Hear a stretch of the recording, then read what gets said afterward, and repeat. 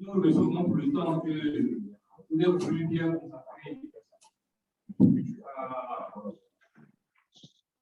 à notre panel. Donc, nous sommes réunis ici avec des participants issus, n'est-ce pas, de l'administration et de la société civile. La majorité, c'est des diplômés de l'ENA, de l'École nationale d'administration.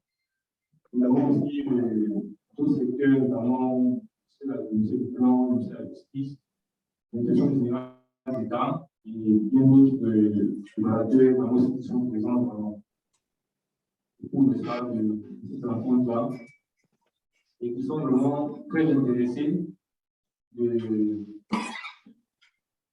comprendre un peu ce qu'est, n'est-ce pas, la méta-évaluation.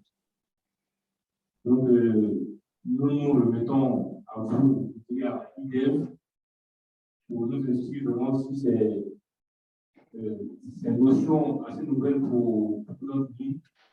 Espérons qu'au travers de votre présentation, nous puissions avoir des bases de ce qu'on apprend. Donc, sans plus tarder, je vais vous laisser la parole, d'abord vous présenter, et puis également aussi présenter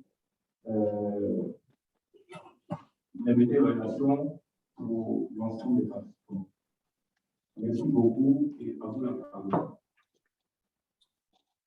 Merci, M. Kouakou.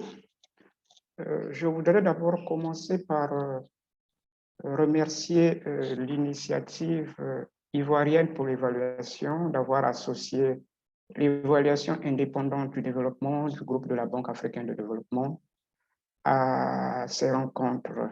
C'est toujours important de partager les connaissances. Et je me nomme Joseph Mwanda. Je suis de Danané, mais en vrai, je suis du Congo-Brazzaville. Sauf que j'ai brouté l'herbe où j'étais attaché, ce qui fait de moi indirectement ivoirien. J'espère que ça ne va pas créer des débats là-bas. OK. Donc, je suis de formation statisticien économique parce que j'ai passé une partie de ma formation à l'NCA d'Abidjan, que vous connaissez bien.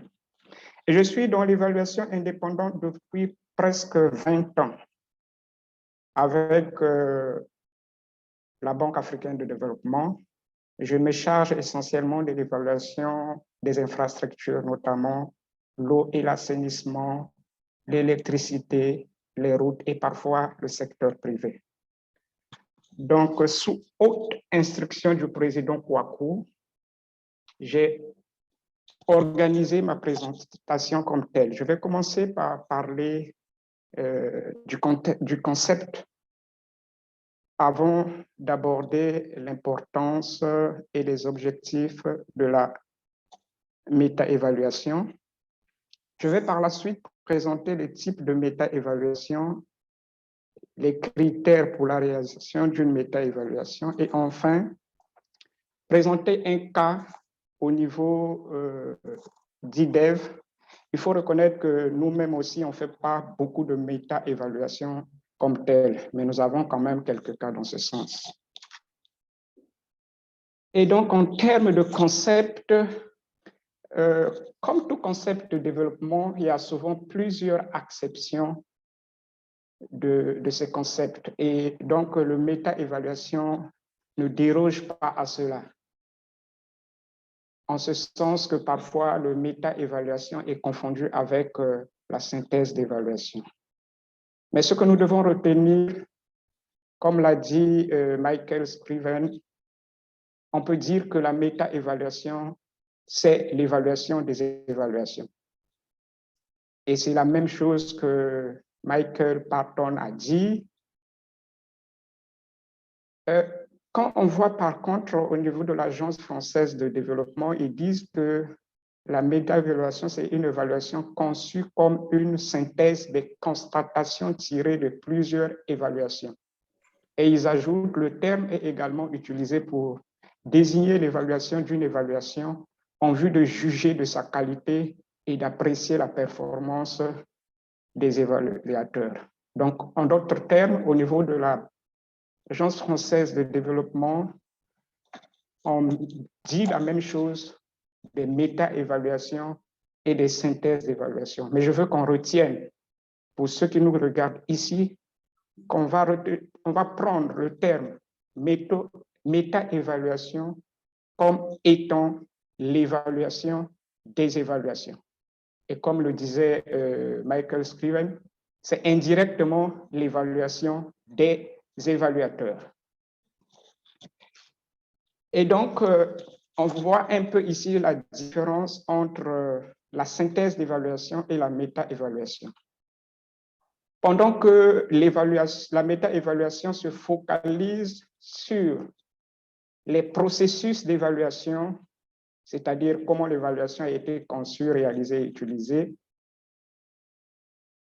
la synthèse d'évaluation se préoccupe plutôt sur les résultats d'évaluation. Et donc, l'accent en termes de méta-évaluation est mis sur l'évaluation des interventions et des politiques, alors qu'au niveau de la synthèse d'évaluation, l'accent est mis sur les interventions et les politiques. C'est-à-dire, au niveau de la synthèse d'évaluation, on synthétise les résultats de l'évaluation.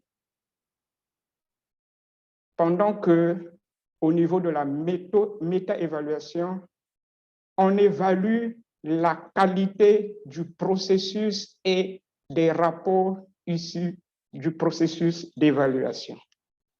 Donc, j'ai mis une source là que vous pouvez facilement, de toute façon, là, je suppose que la présentation sera partagée aux collègues. J'ai mis une source, c'est en anglais, mais c'est une source importante qui décrit un peu la méta-évaluation. Et quelle est l'importance et quels peuvent être les objectifs de la méta-évaluation? Tel que nous l'avons défini comme étant l'évaluation de l'évaluation, on peut dire que la première signification ici, c'est que pour la méta-évaluation, on parle plutôt d'un contrôle de la qualité de l'évaluation. On veut évidemment essayer de contrôler le biais de l'évaluateur et d'assurer la crédibilité des évaluations. Le deuxième sens ou le rôle que peut jouer une méta-évaluation est celui de décrire, analyser et évaluer des études ou des processus d'études. J'espère qu'à ce niveau, tout est déjà clair. La méta-évaluation, on analyse les processus et les rapports ou les études qu'on a obtenus, pendant que la synthèse d'évaluation, on s'intéresse aux résultats des évaluations.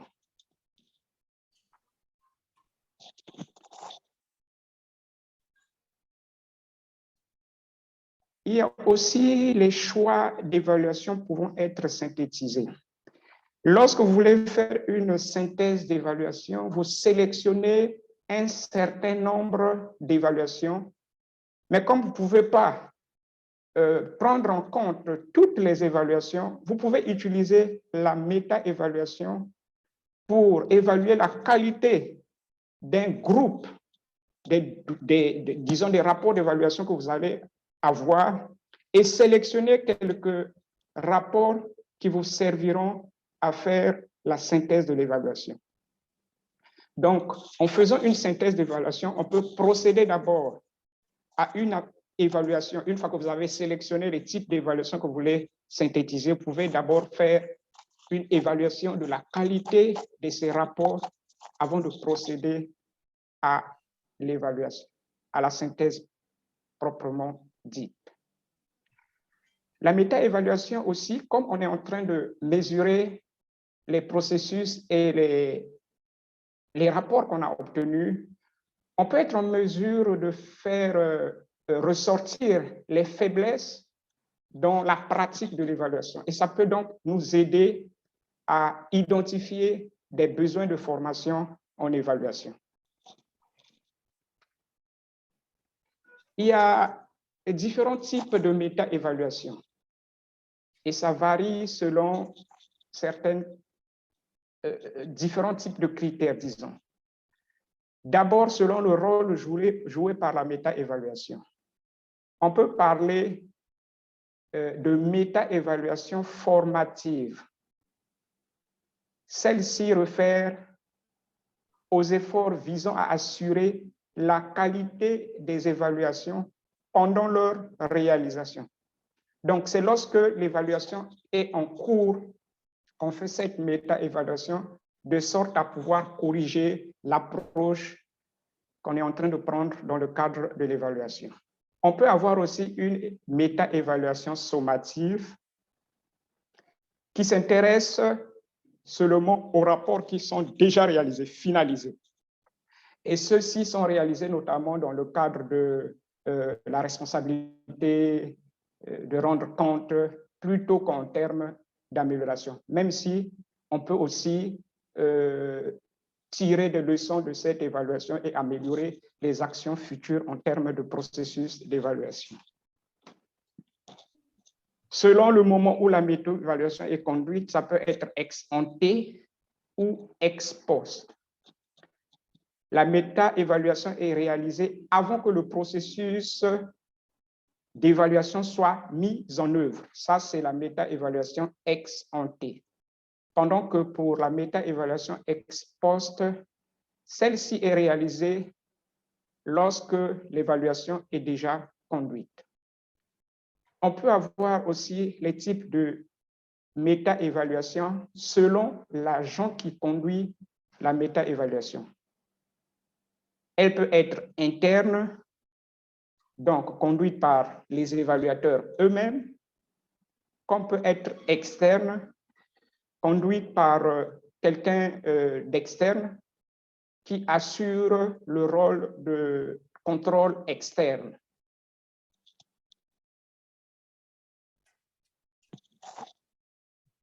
On peut avoir aussi des types d'évaluation selon le contenu ou la phase de la méta-évaluation. On peut avoir une méta-évaluation sur la conception.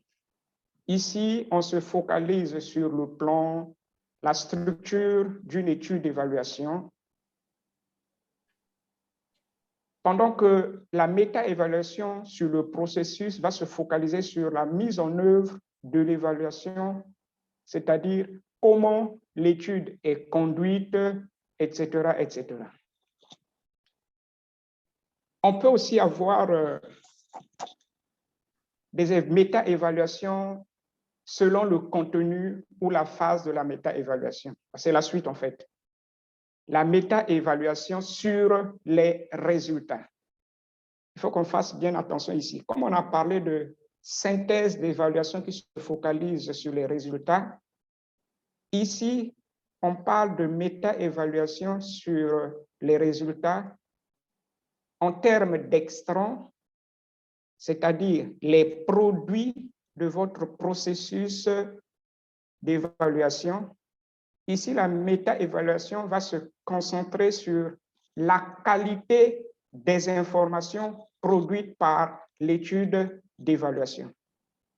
Donc, ce n'est pas le résultat en termes qui nous intéresse, mais la qualité des informations que vous avez pu obtenir à partir de votre évaluation.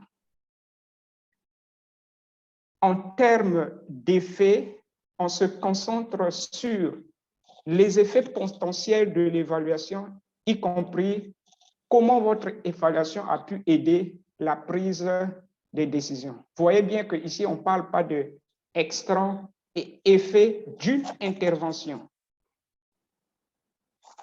mais on parle d'effets du produit, d'effets de ce que vous avez comme recommandation, etc. Est-ce que ça a permis de prendre des décisions ou est-ce que ça a permis de faciliter l'apprentissage organisationnel?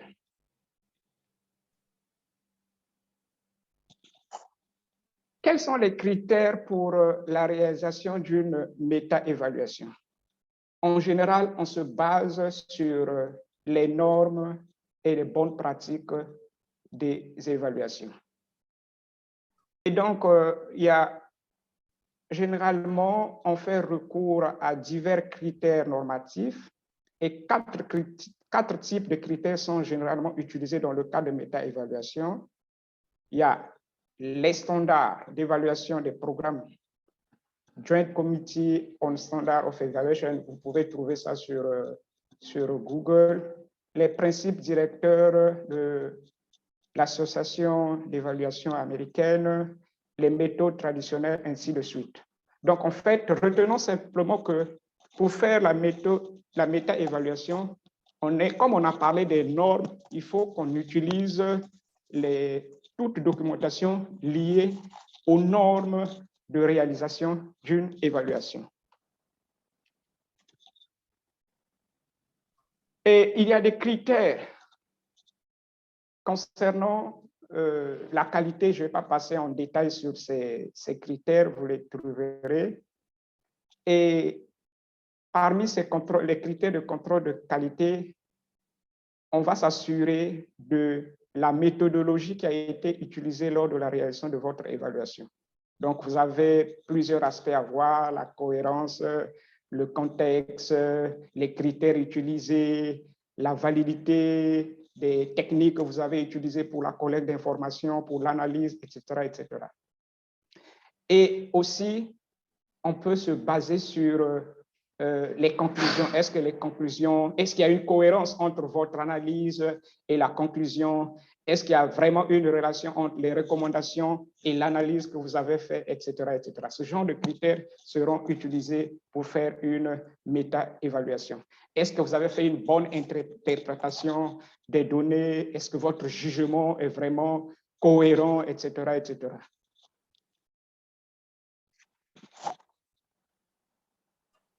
On peut aussi avoir des critères pour comprendre plus les processus de l'évaluation.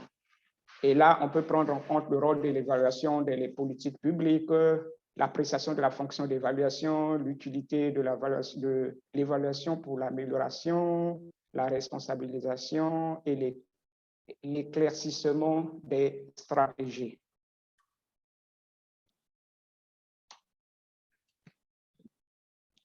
Donc, au plan opérationnel, dans les différentes directives, guidelines, etc., bonnes pratiques d'évaluation, vous allez trouver un certain nombre de critères qu'on utilise pour faire la méta-évaluation.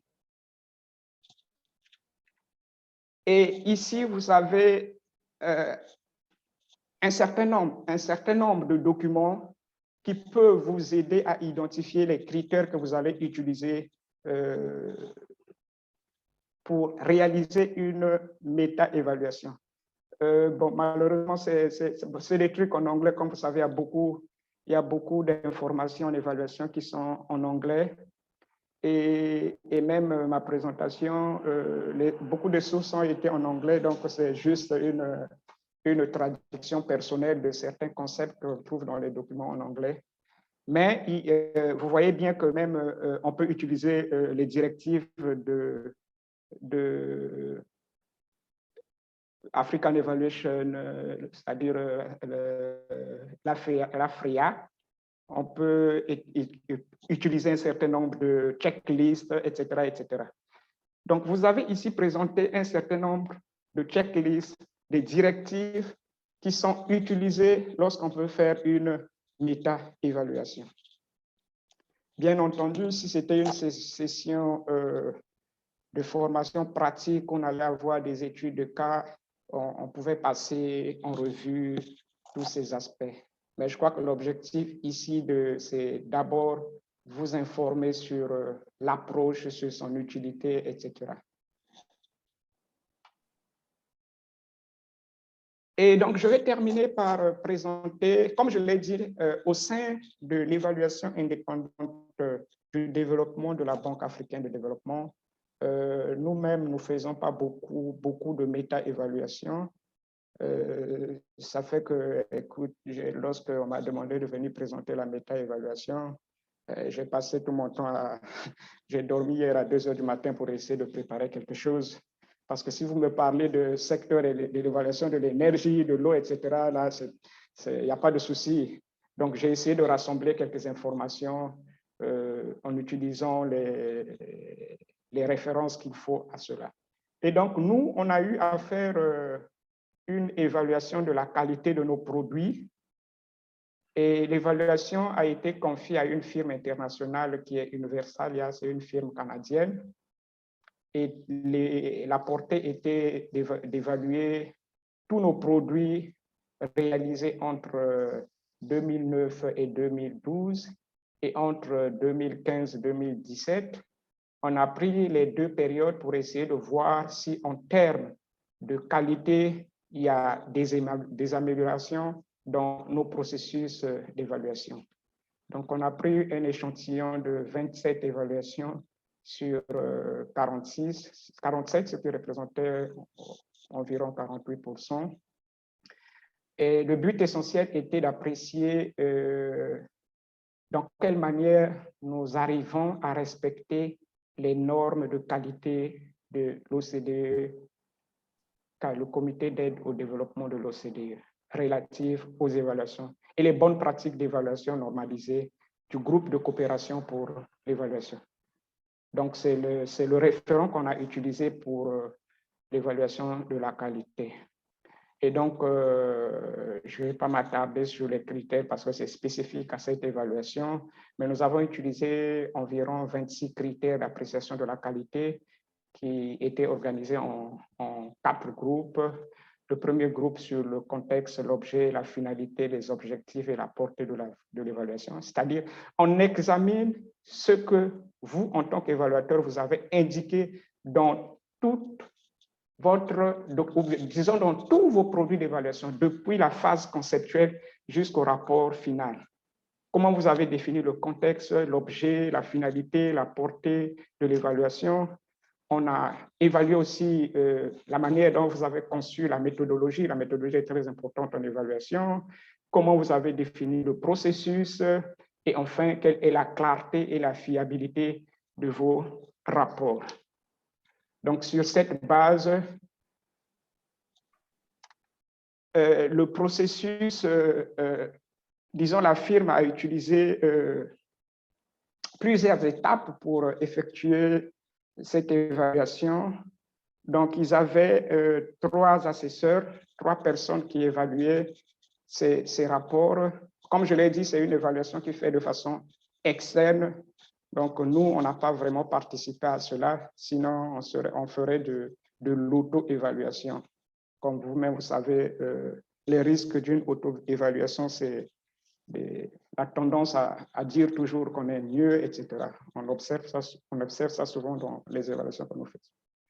Et donc, chaque évaluateur chaque évaluation était évaluée par 2 évaluateurs individuels. Et après, ils faisaient une sorte de consolidation en groupe pour les résultats qu'ils avaient obtenus. Et donc, cette évaluation est accessible aussi sur notre site Internet. Donc, et de toute façon, nous restons disponibles pour quelqu'un qui veut mener une telle évaluation, d'apporter toutes sortes d'assistance. Et il y a beaucoup de constatations que nous avons faites au niveau de cette évaluation. Le plus important, c'est le pourquoi. Pourquoi nous faisons cette évaluation? C'est pour améliorer notre façon de faire. Malgré le fait que je sois dans l'évaluation depuis près de 20 ans, les choses évoluent, les contextes évoluent, les approches évoluent. Nous sommes tenus nous-mêmes de faire en sorte que quelqu'un nous évalue, c'est-à-dire d'avoir un œil extérieur qui va venir nous dire, parce qu'on a tendance à rester dans notre zone de confort. Et donc, quand quelqu'un d'extérieur vient et nous dit, voilà les éléments que vous avez améliorés, que vous devez améliorer, etc. Et donc, au lieu de passer en revue toutes ces constatations, je veux simplement résumer en disant que nous avons tiré des enseignements sur cette évaluation de la qualité des produits et la firme a organisé un séminaire avec tout le personnel de l'évaluation indépendante du développement pour discuter des findings. Mais comme dans toute évaluation, effectivement, le contexte est très important. Il y a des moments où peut-être le consultant ne comprenait pas le contexte, mais ben, c'est ça, on demande à nos collègues des opérations lorsqu'on leur évalue. Donc, eux aussi, parfois, ils ont une meilleure connaissance du contexte et nous, on vient avec nos évaluations en leur disant, écoutez, ici, voilà, ça là. Donc, on peut trouver quelques insuffisances ou bien quelques incompréhensions entre l'évaluateur, ce qui est normal, et l'évaluant, c'est-à-dire la personne ou bien la structure qui est évaluée. Mais je le répète une fois de plus, le plus important, c'est le pourquoi. Pourquoi on fait cette évaluation? C'est pour améliorer les pratiques. Et je crois que la manière dont on faisait l'évaluation, cette période et maintenant a totalement changé. Nous avons appris de nos expériences.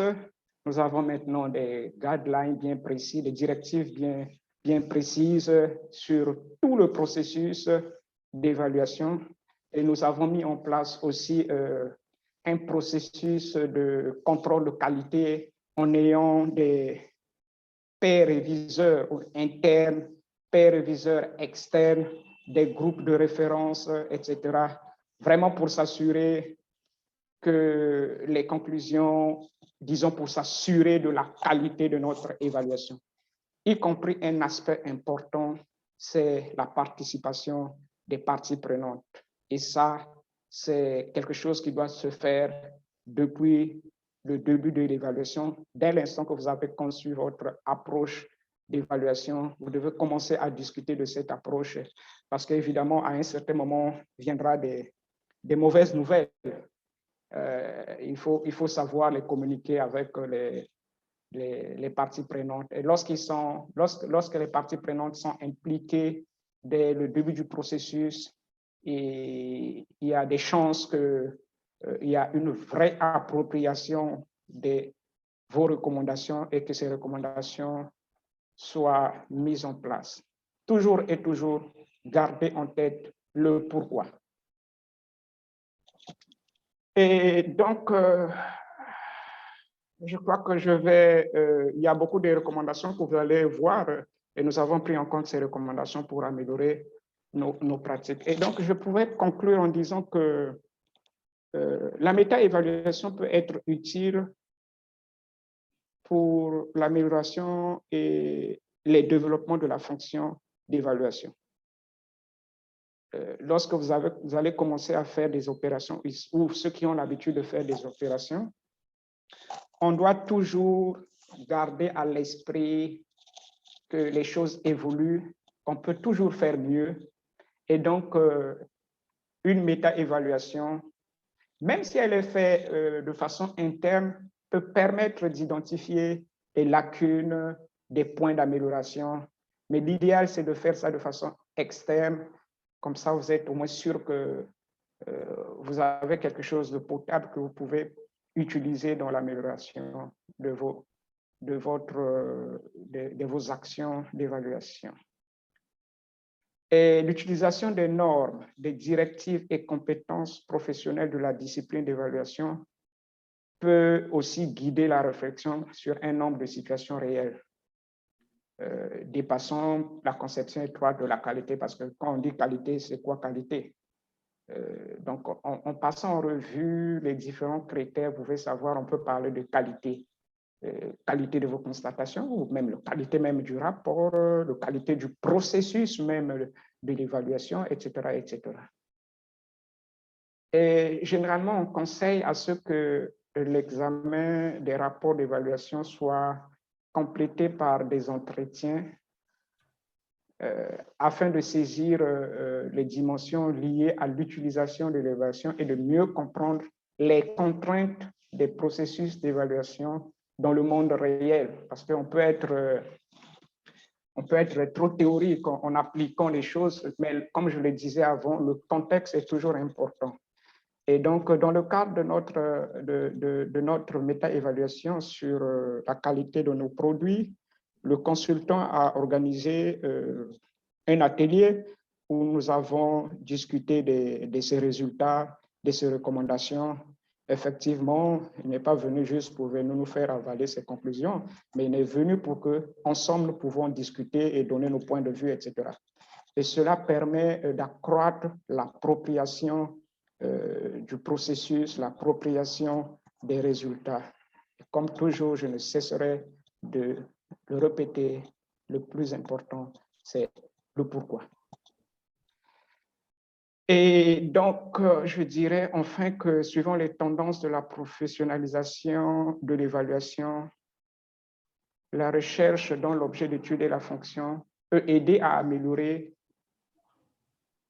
l'utilité pour l'élaboration des politiques publiques et l'efficacité du développement. Donc, notre objectif ultime, ce n'est pas de faire de l'évaluation pour l'évaluation, mais de faire de l'évaluation pour améliorer l'efficacité du développement ou, disons clairement, pour améliorer les conditions.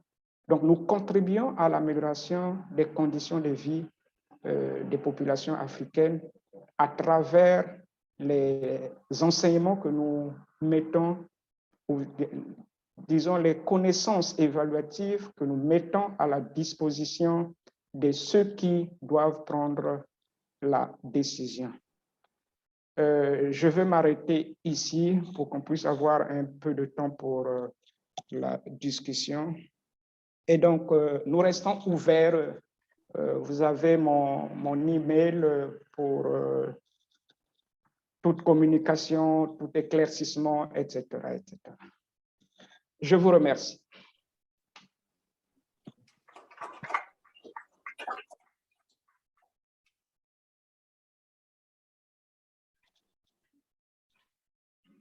Pour le moment, je veux garder le partage d'écran au cas où on aurait besoin de revenir sur un diapo. Monsieur Kouakou, c'est possible ou bien on... OK. Oui, c'est possible.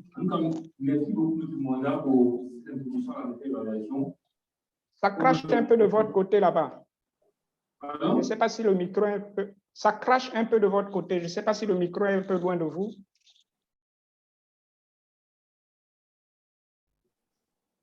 En fait, je disais que je vous remercie pour la qualité de la présentation. Vous m'entendez? Oui, oui, je vous entends. Voilà, donc la méta-évaluation, c'est vraiment une notion assez nouvelle pour nous. Et c'est vraiment important que nous puissions en avoir la connaissance parce que avec les innovations, les limitations, c'est vrai que toutes les années, c'est vraiment la méta-évaluation sera une méthode qu'on doit expliquer. Donc, je vais laisser la parole aux participants pour les questions, les contributions qu'ils auront.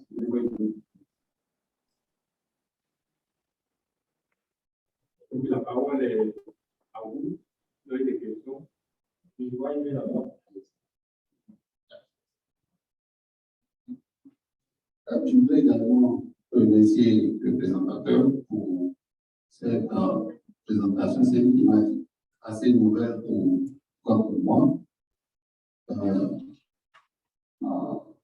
Je m'attendais un peu à ce qu'il nous donne quelques outils de la méta-évaluation. Je ne sais pas s'il y a des outils qui existent, mais là, la similitude qu'on a essayé, parfois que j'ai appréhendé, c'est que la présentation qui a précédé sa présentation donne des orientations, c'est-à-dire les thèmes de référence sont peut-être des éléments qui aide à faire la méta-évaluation, mais il n'a pas fait référence à ces éléments-là. Également, si celui qui est commis à la tâche de l'évaluation, de la méta-évaluation, fait une autre orientation, peut-être continuer les éléments qui aident à faire, mais ce serait bon pour nous donner quelques outils qui sont des en matière. Voilà un peu quelques éléments. Merci.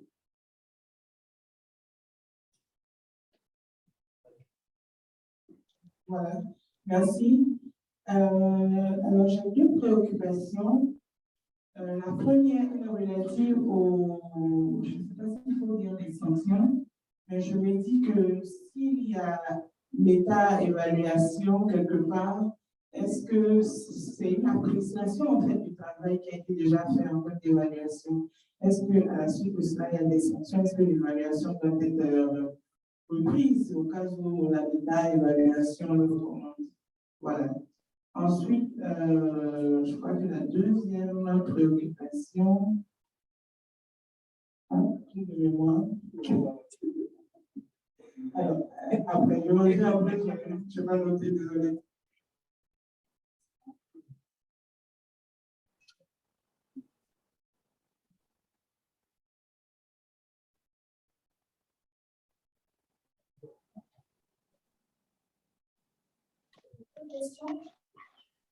Ok, vous voulez que je puisse réagir maintenant ou bien?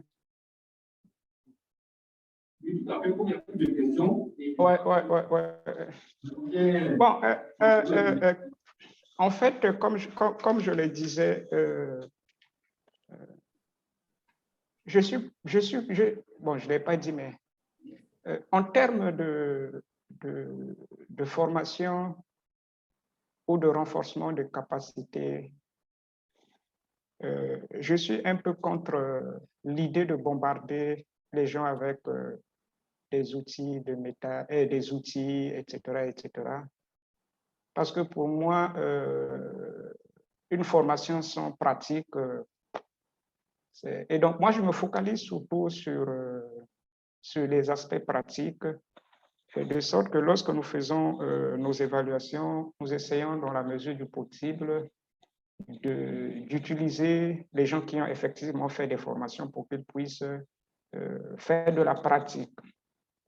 Donc, j'ai donné des pistes, et comme c'est la première fois qu'on fait une telle présentation, le plus important ici d'abord, c'est qu'on puisse comprendre le concept, son importance, et j'ai donné quelques directives sur comment utiliser.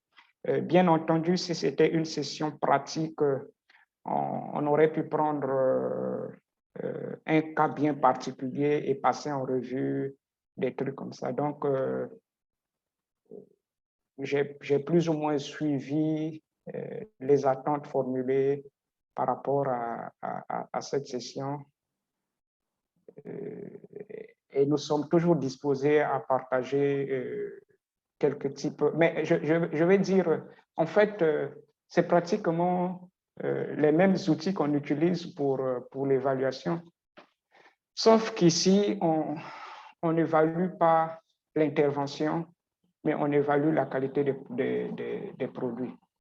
Et généralement, ceux qui font un peu de la recherche savent que lorsque vous faites une revue de littérature, par exemple, vous pouvez avoir un certain nombre des documents que vous avez recensés. Vous n'allez pas inclure tous ces documents dans votre revue de littérature, mais vous allez essayer de vous assurer que ceux que vous allez considérer sont vraiment de très bonne qualité. Donc, vous allez utiliser le même type d'approche pour évaluer la qualité. Sauf qu'il vous faut des références. Et les références, je vous ai donné un diapo où vous pouvez trouver les références. Et je crois qu'on peut trouver même les versions.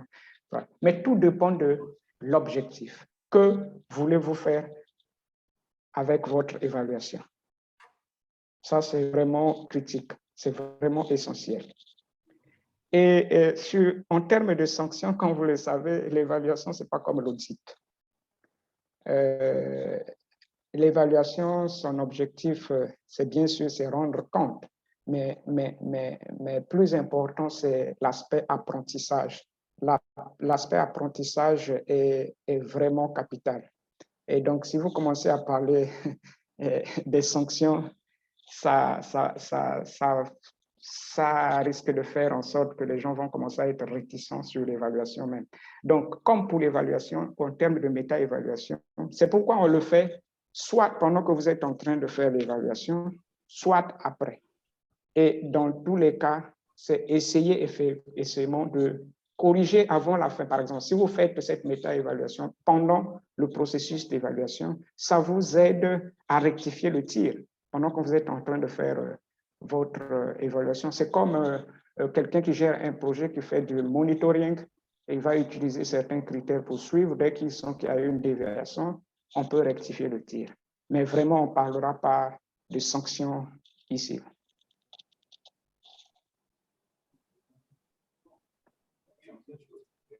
J'espère que j'ai répondu à la question ou bien plus d'éclaircissement.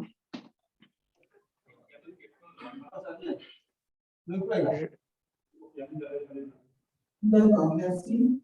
En fait, je n'avais pas d'autres termes à part le mot sanction peut-être. Mais sinon, ce ne sont pas des sanctions, c'est juste de savoir quand l'évaluation a déjà eu lieu et qu'on fait la méta-évaluation, est-ce qu'on a amené à reprendre l'évaluation, c'est la comme c'est le même. En fait, les résultats, je voudrais savoir comment on applique les résultats de la méta-évaluation. Voilà. D'accord. Ma deuxième question, je l'ai retrouvée, c'était par rapport à l'évaluation ex-ante, tu vois. Voilà, dès l'instant où, pour ce que j'ai compris, la méta-évaluation permet d'apprécier donc les produits de l'évaluation. Je n'arrive pas à comprendre sur quelle base on fait l'évaluation ex-ante, puisque celle-ci est faite avant la fin de l'évaluation. Vous en avez parlé tout à l'heure, vous avez dit qu'elle permet d'ajuster, mais je ne sais pas en fait sur quelle base. Sur la base de quelle. Voilà, merci. D'accord. Donc, je vais revenir un peu sur une évaluation qui est déjà faite. Une fois que vous avez fini l'évaluation, je ne pense pas qu'on soit en mesure de reprendre l'évaluation. Si on est arrivé jusqu'au fait qu'on puisse avoir une évaluation qui n'est vraiment pas utile, c'est qu'on n'a pas utilisé la bonne approche participative, etc. etc. Mais je ne pense pas que l'objectif, c'est de reprendre l'évaluation. Mais par contre, à partir des enseignements que vous avez tirés de l'évaluation, vous pouvez vous rendre compte que votre équipe a des lacunes sur certains points. Et comme je l'avais dit, vous pouvez mettre en place un programme de formation pour combler à ces lacunes. Parce que votre souci ultime, c'est d'améliorer la qualité de vos produits. Et donc, si l'évaluation est faite ex ante, en fait, comme je l'ai dit, la méta-évaluation, ce n'est pas uniquement l'évaluation du produit de l'évaluation. Bon, on évalue aussi le processus. Donc, dans l'évaluation ex ante, vous avez déjà défini votre méthodologie de l'évaluation. Vous avez préparé, par exemple, une note conceptuelle de l'évaluation. À partir de la note conceptuelle, on peut déjà détecter des lacunes sur l'approche avant même qu'on commence à faire l'évaluation. Donc, on ne va pas toujours attendre la fin de l'évaluation pour faire une méta-évaluation. On peut le faire en examinant le processus que vous êtes en train de faire au niveau conceptuel. Et une fois que vous êtes tombé d'accord sur la conception, vous avez amélioré les imperfections, vous passez à la mise en œuvre. Dans la mise en œuvre aussi, vous pouvez avoir des lacunes. Peut-être que dans l'approche conceptuelle, vous avez prévu cette approche participative, mais compte tenu du temps, vous voulez aller vite, vous voulez sortir rapidement votre rapport et vous ne tenez plus compte de ce que vous avez dit dans l'approche, dans le document, dans votre document d'orientation. Et donc, si vous faites une méta-évaluation, pendant que vous êtes en train de mettre en œuvre votre évaluation, vous pouvez toujours améliorer. Donc, je répète, la méta-évaluation, ce n'est pas uniquement l'évaluation des produits, c'est-à-dire des rapports d'évaluation, mais on évalue aussi le processus, que ce soit le processus utilisé pour un rapport d'évaluation finalisé ou le processus utilisé pour une évaluation que vous avez juste commencé à concevoir ou une évaluation que vous êtes en train de mettre en œuvre. J'espère que c'est plus clair. OK. Merci beaucoup, monsieur Mwanda. Non, madame n'a pas dit si c'est clair. Hein. Moi, je ne veux pas qu'elle quitte là-bas avec des doutes. Je veux que ça soit clair. Si ce n'est pas clair, je crois que j'ai... C'est pas trop clair parce que l'évaluation ex ante, comme elle a dit, ex ante, c'est avant l'évaluation en proprement dit. Si c'est une méta-évaluation, c'est avant, ce n'est pas pendant. Donc, si c'est avant, la question qu'elle pose, moi, j'ai pu comprendre, on ne peut pas évaluer quelque chose qui n'a pas encore eu lieu, en fait. Étant donné que l'activité d'évaluation n'a même pas encore été débutée, est-ce qu'on peut faire une évaluation ex ante? On peut faire.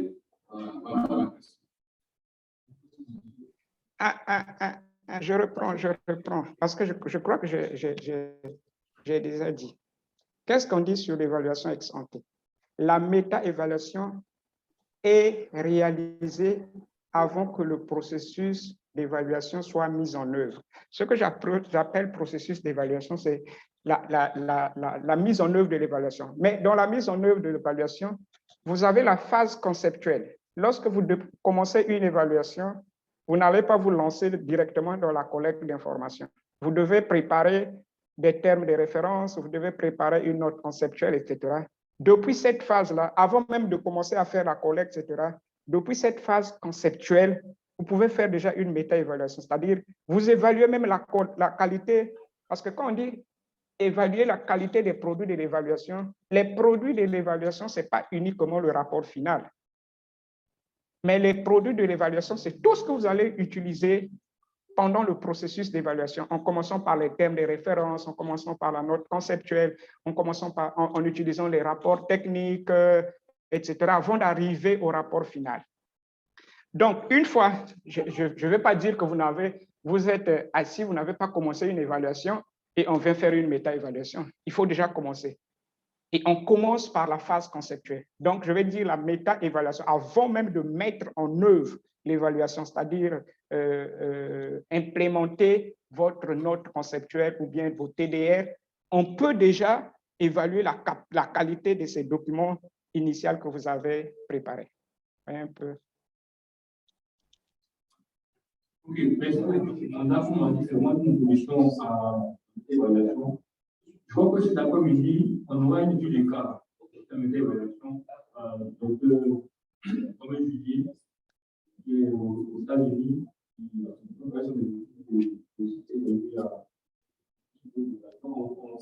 doit faire en Afrique, et donc, là aussi, donc, quand ce sont les histoires nouvelles, on voit une du population et certaines préoccupations. En tout cas, nous tenons vraiment à vous dire merci. Nous